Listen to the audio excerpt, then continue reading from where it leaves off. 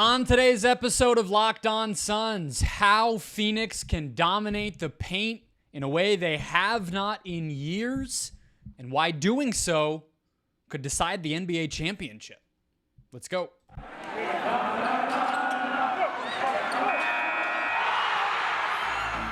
You are Locked On Suns, your daily Phoenix Suns podcast, part of the Locked On Podcast Network, your team every day.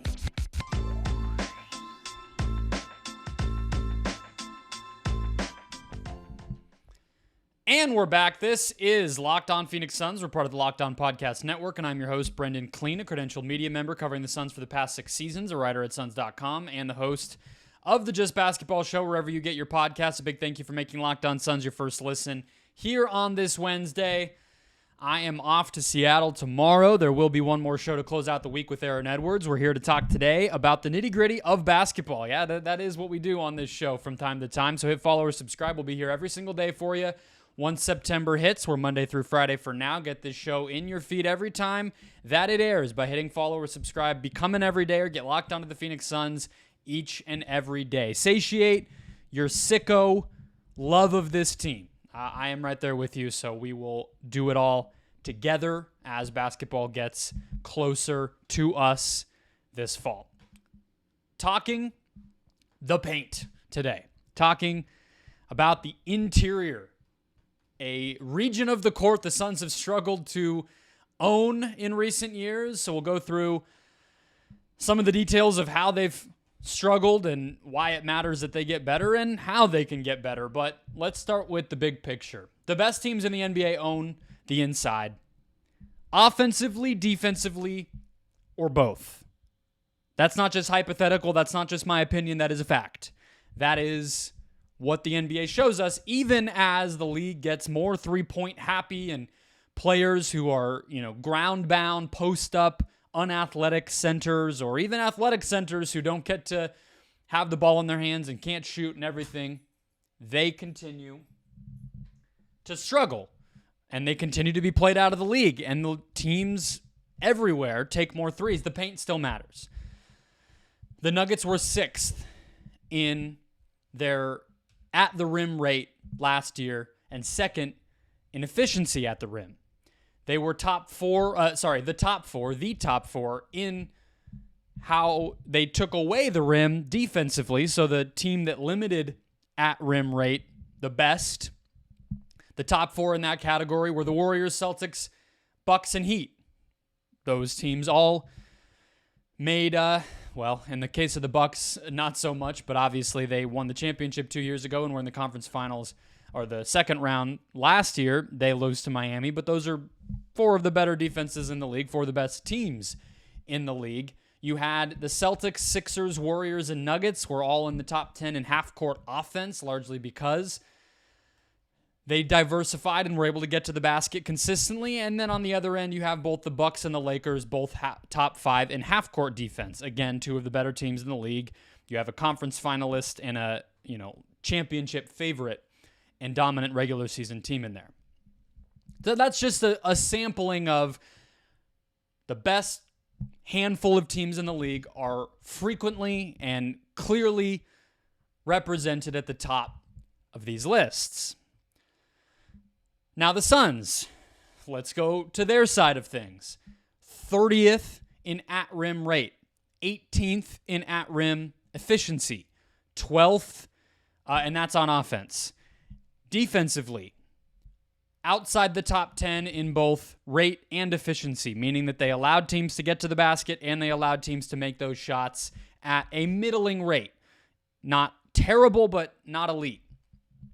So really, in none of the categories around the basket did the Suns finish in the top 10. That's the most succinct way to put that.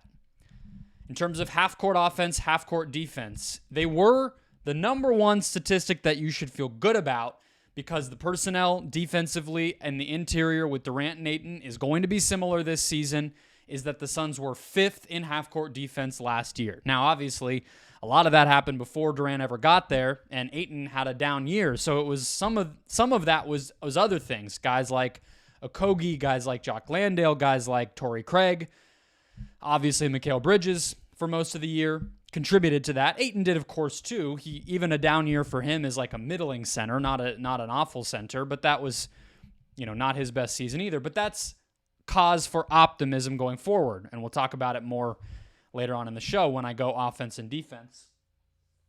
But they were 21st in half-court offense. So outside, bottom 10 in half-court offense, outside the top 10 in at-rim defense, and bottom half of the league, if not lowest in the league, in one category in terms of how they scored at the rim when they were on offense. So I know I'm throwing a lot of numbers. I know I'm bouncing around, but you're hearing me. I know the point is, and it's a point you probably knew generally before you ever tuned into this episode, I'm just solidifying it with some numbers. The Suns struggle to own the area around the basket, which is one of the most valuable portions of the court in basketball still to this day, and which is a part of the court that the best teams in the league, including the Denver Nuggets, who are the best team, the champion, the number one, nemesis that the Suns are going to have in the Western Conference, that they particularly dominated. Right? There's no one stat, right, that explains how teams can win in the NBA. I am not trying to sit here and make the case that this is the only thing that matters. I think the Suns need to take and make more threes, especially with the personnel that they have that should be better able to do that. They need to, obviously things like turnovers and, clutch scoring, and there's all these categories that matter. Not sitting here trying to tell you, sorry, my dog is jumping around as I'm talking, and I'm looking down for the YouTube audience, but I'm telling you that the reason I'm emphasizing it is because it's so important and because it's something that the Suns have largely been unable to dominate as they have, even as they have won in recent years. So we're going to break down the offensive end and the defensive end and how they can start to flip that script, how they can start to win those areas. Let's start with offense. First, today's show brought to you by the FanDuel Sportsbook. Football season is kicking off soon, and FanDuel is giving you the chance to win all season long. I love this promotion because it is not just bonus bets. It is not just based on winning or losing.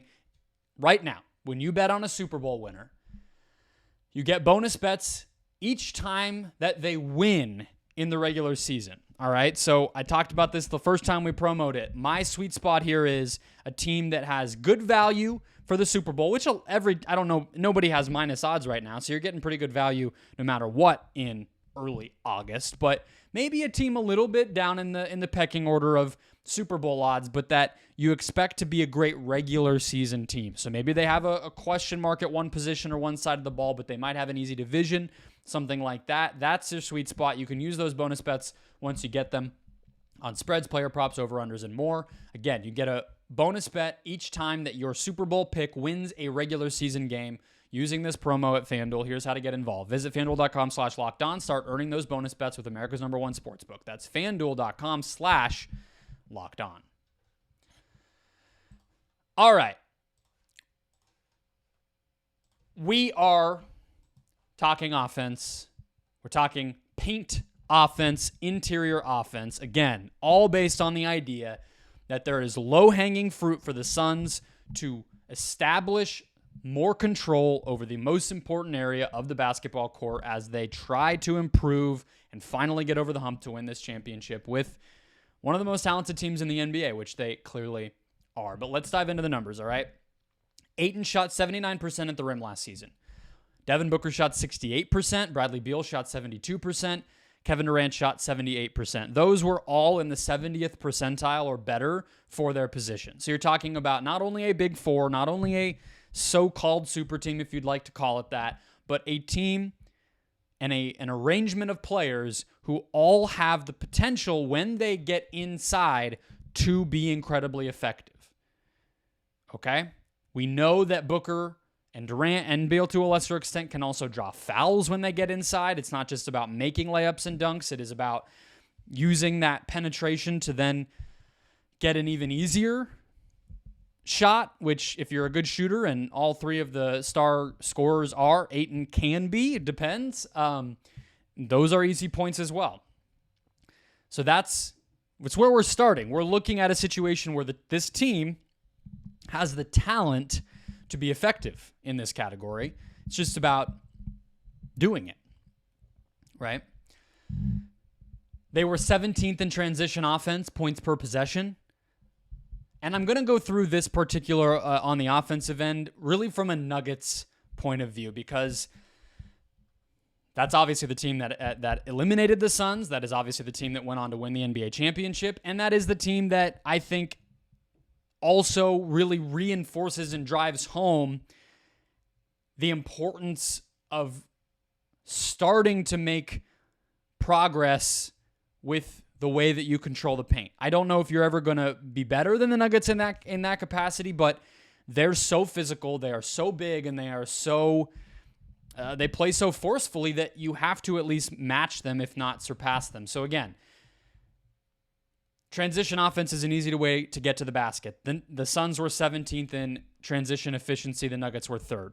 The Suns were 28th in transition frequency, so they rarely ran offensively. Denver was 9th. I know that flipped a little bit in the postseason. I know that flipped a little bit in general once Durant got here, but for all intents and purposes, we're just using the raw numbers from the regular season. The Suns were 6th in offensive rebounding rate, one of the better ones. Again, half-court offense was good. Offensive rebounding rate was good. Those go hand in hand. The Nuggets were also good, though, at 11th. The Suns were 13th in points per missed shot. So that's looking at once you miss, even if you're a good offensive rebounding team, how effective are you turning that into points? The Suns were 13th there. So they were getting offensive rebounds, but weren't as elite in terms of putbacks, kickouts, those types of things. The Nuggets were 4th. So the Suns were getting more offensive rebounds, but the Nuggets were making more of those putback shots when they got the opportunity. Last but not least, the Suns got to the line 4th least in the NBA, and we know Denver when they're on with guys like Jokic especially, but even Gordon, even Bruce Brown, who's not there anymore, of course, Michael Porter Jr., Jamal Murray, but especially Jokic. So that's like statistically kind of the big picture of how things are looking. But let's look a little bit closer. So obviously offense and defense, when you're comparing within a series, you can't separate the two, because I'll tell you right now, the Suns were outscored by the Nuggets in the paint by 58 points in their 6-game series this year. Well, it's sort of a chicken and egg thing, right? Was that because the Suns themselves couldn't score in the paint, or was that because they couldn't stop Denver from scoring in their paint? It's both, is the answer. It's just hard to necessarily weight it out between the two.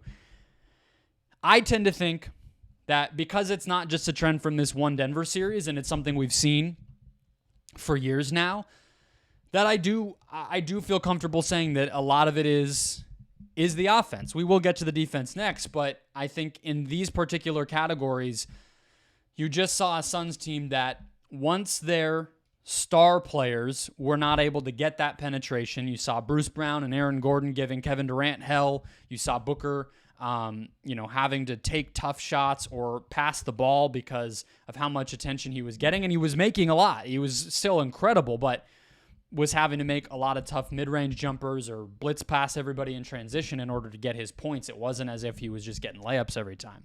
And so with that and those restrictions that Durant and Booker faced, they started to take bad shots. They started to have to pass it out and try to be bailed out by shooters who were overmatched, TJ Warren, Landry Shamet, Chris Paul, etc. So to me, it was more of an offensive issue. So again, Denver outscored Phoenix by 58 points in the paint in their series this past year. They also out-rebounded Phoenix by 18 on the offensive glass in that series. I didn't go through and count up the free throw attempt totals, but I would imagine that favored the Nuggets too. It's just not a winning recipe. And again, it's happened for more than just this Nuggets series. The same trend in terms of the Suns being owned at the free throw line, points in the paint, and offensive rebounds has been the case in every series. Now, the Mavs series may be a little bit of an outlier in terms of points in the paint and in terms of offensive rebounds. That's not a team that necessarily beat the Suns that way. But obviously we know from a free throw attempt standpoint, Luka lived at the line, and even that penetration ability from Doncic was more consistent than anything that Phoenix was able to do, when you remember that Booker was not at his peak as a playmaker and driver yet, and he was, in hell himself and everything else. So, the Bucks series, the Mavs series, the Nuggets series, the past 3 years where Phoenix has gotten eliminated, they've been on the wrong end of all of these categories. They need to get better. But again, to come full circle to what I started with, we had the good news, bad news, and I started with good news. The Suns' 4 best players all make shots at a really high, if not elite level, when they are at the rim. It is about getting there. It is about turning defense into offense. It is about continuing to hit the offensive glass when you can. It is about spacing the floor better so that there are openings for the Suns' best players to get into the teeth of the defense. I look at, the, let's say, at-rim frequency, which I talked about last segment. I don't think they're going to be top 10 in that category, but you're talking about improving from last, right? You're talking about improving from 28th in transition offense frequency to closer to middle of the pack. I mean, it would go such a long way if the Suns could even be 15th in at-rim rate and 15th in transition rate. Their offensive efficiency takes a huge bump just from that, and that's when you set aside the fact that Bradley Beal is now on this team in a full season of Kevin Durant. There are, again, low-hanging fruit, these easy ways that they can do it. And of course, yes, you're going to need to see a continued determination by all 4 of these guys to get those easy shots, to not always settle for mid-range jumpers, especially against the best opponents, the best defenses, the closest games, and then, of course, when playoff time comes around. There are going to be games in the regular season where the Suns can win by jump shooting their opponent to death. They've done that for 3 years. They did that under Monty Williams. But to really balance their team out, be more consistently effective, get those easy points, they will need to improve in these categories, and they can. Defense. Told you the Suns were a top 5 half-court defense, the 5th half-court defense, and better in terms of limiting their opponents' interior scoring, even if they didn't score there themselves too well. So they have an advantage here, but again, there's areas where they can continue to improve. We'll talk about those after one more quick break. All right, we're closing out the show. Let's talk defense. Let's talk paint defense. Deandre Ayton allowed 62% shooting at the rim last season.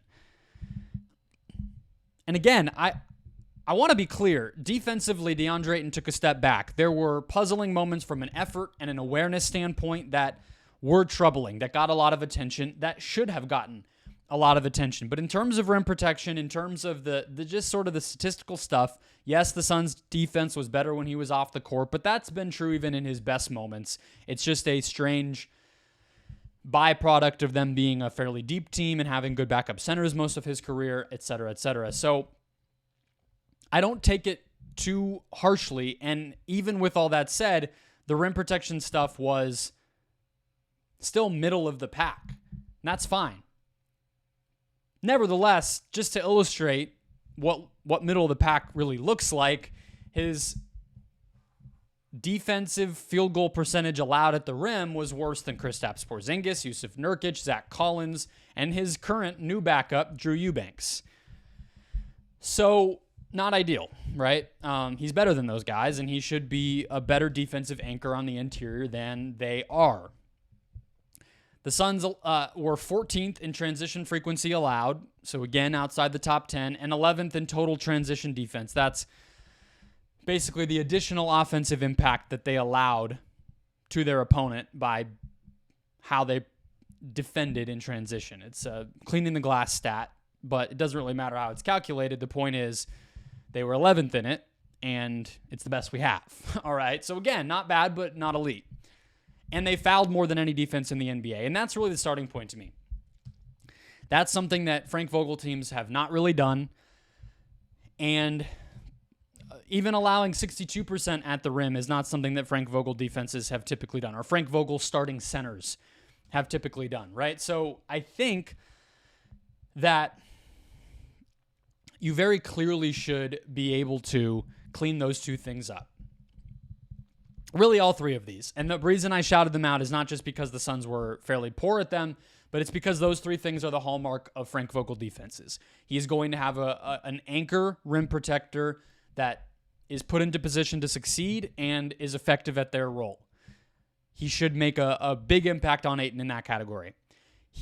Vogel's teams limit transition opportunities by their opponent, almost without fail. They are almost always elite in that category, and they don't foul. To me, Ayton is a big part of that. I think the improvement, the addition of Eubanks as the backup center versus what the Suns had there last year. I mean, obviously Biyombo was really good for what he was, but had a very specific role, did not have a lot of versatility to his game on either end of the floor, and Eubanks is a little bit bigger, a little bit more physical of a player overall, not just somebody who is going to block shots, but can impact the game defensively in other ways, move his feet a little bit better, all that stuff. Plus Ayton. Plus, I would even argue that more veteran personnel should help here, but you can kind of quibble with that. I know obviously the Suns bench is somewhat on the younger side, but when you just think of it from the standpoint of the 6, highest minute players could be, the starting 5 plus Okogie, the starting 5 plus Bates Diop. Those guys are all into their, mid to late 20s or older in the case of Durant and of Gordon. So I would imagine that if those guys all stay healthy and play a lot of minutes, that should help. And, on down the line, the personnel is there. The opportunities are there. You mix it with the coaching. This is probably the best example of low-hanging fruit when you add it all up like that. To me, the definition of NBA defensive game planning, NBA defensive scheming, defensive strategy, the one that I like the most is choosing what to take away. That is effectively what you are doing when you are game planning an NBA defense. And the Suns, too often the past few years, frankly, were not able to take anything away. Okay? They didn't stop anything consistently. It's not to say that they were a bad defense. I think the first 2 Chris Paul seasons, the Suns were I think they were actually a top 10 defense last year. So I believe all 3 years of the Chris Paul era, they were a top 10 defense. They were middle of the pack Monty's first season, right? But you can only sort of execute your way to a good defense for so long. And then you run up against Giannis Antetokounmpo. You run up against Luka Doncic. You run up against Nikola Jokic. And those teams' role players as well and everything. Then you have to be able to have something to rely on. You have to have a core set of non-arguables and the flexibility to play around within that. The Suns have the defensive personnel with the size that they have, the switchability that they have, the rim protection that they have to take away the rim, take away the paint, but depending on what lineup is out there or what opponent they're up against, that can take a different form. And so that should be and likely will be, if everything goes according to plan, that will be what they take away. They're going to switch a lot when the starters are out there, but they're always going to have Ayton planted at the basket. They are likely to have Kevin Durant hovering in a rotating helper role to be an additional line of rim protection. They are going to have, point of attack defense in Okogie, in Jordan Goodwin, even in Beal and Booker, hopefully, that can limit the driving of primary playmakers on the perimeter. And they're going to have swarming help defenders, non-rim protection, but just sort of, help collapsing in, peeling into the paint, helping from the weak side to get bodies in the way of between the player and the rim, all that stuff, because the start, I know I keep harping on this, but the starting lineup, if they don't start a traditional point guard like Goodwin, which I doubt they will do, or if they don't start somebody like Okogie, what I mean is if it's Bates Diop or if it's Eric Gordon, depending on the situation and context, you're talking about all guys who are, like 6'4" or bigger, all guys who have plus wingspans, and the bench is full of that too. You're going to be able to really cut off penetration into the interior of the of the paint, into the area of the basket and everything else. And once these guys get there, you're talking about likely the best rim protection season of Ayton's career, maybe the highest kind of block rate of his career, a full season of Durant as an extra guy, as I've said, and now I'm starting to repeat. Hiring Frank Vogel, giving him that personnel, giving him what he needs to implement what he has always done is a choice of what to take away, and that's the paint. And it should thrust the Suns into the upper echelon of NBA defenses in that one category and give them a much more consistent opportunity to match those teams inside, offensively have a chance to get even with them based on what we talked about in the last segment, and just overall have a better chance to win games and not be out-schemed, not be overwhelmed like we've seen so often. Nerdy show. Hope you liked it. That was fun, right? All right. Thank you. We'll be back Friday with Aaron Edwards. Maybe I'll just publish it Thursday. We're recording it tomorrow before I leave out of town. Either way, that's what you have to look forward to close out the week. We will be talking about maybe Team USA. I'm not too sure. Maybe some power ranking fun. I have some ideas up my sleeve. Aaron and I will give you a good show. So hit follow or subscribe. Become an everydayer. Get locked onto the Phoenix Suns each and every day as we head toward training camp, the preseason, schedule stuff coming out next week. We know that for sure, and more. I'll talk to you guys then.